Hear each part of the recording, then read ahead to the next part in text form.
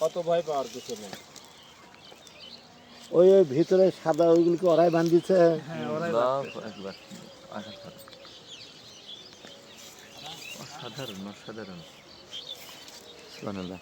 প্রত্যেকটাতে রানী মৌমাছি আছে না একটা করে? মৌমাছির ভাষা রানী ভিতরে বসে আছে। ঠিক আছে, বুঝতে পারছি। ওটা তার মেহমান রানী আপ্যায়ন মৌমাছির করে। কারণে আমরা আসলে এই আমি যদি এই কথাটা না সর্ষের বলি, ক্ষেতগুলো ওনারা নেন কষ্ট একটু, পাবে যে সরাসরি এখানে সর্ষের ক্ষেতের জন্য। অকৃতজ্ঞ মানুষ। আমরা একটু সরিষার মৌমাছি ফুলের মধু। মৌ চাষ দেখতে এসেছি এখানে। কয় কেজি নিবেন নেন।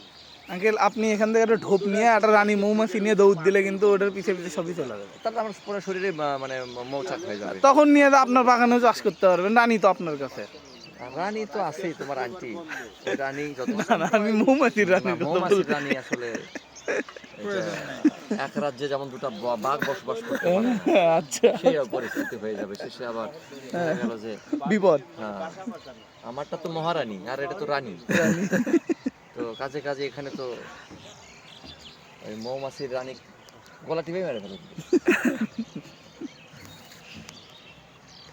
এই যেগুলো দেখতেছেন হলো সব সিগল দিয়ে।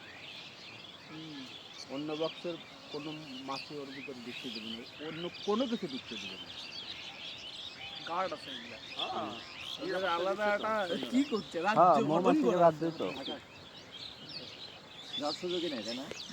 মৌমাছি তো মৌমাছি। মৌমাছির নামে একটা কোরআনের সূরায় আছে গো। আপনার এপিক ফেরে না, এপিক মিলে বেরো, এটা হলো আফ্রিকার জাত।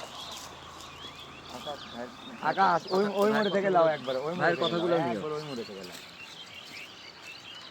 ও ভাই, আমরা সচরাচর যেগুলো দেখি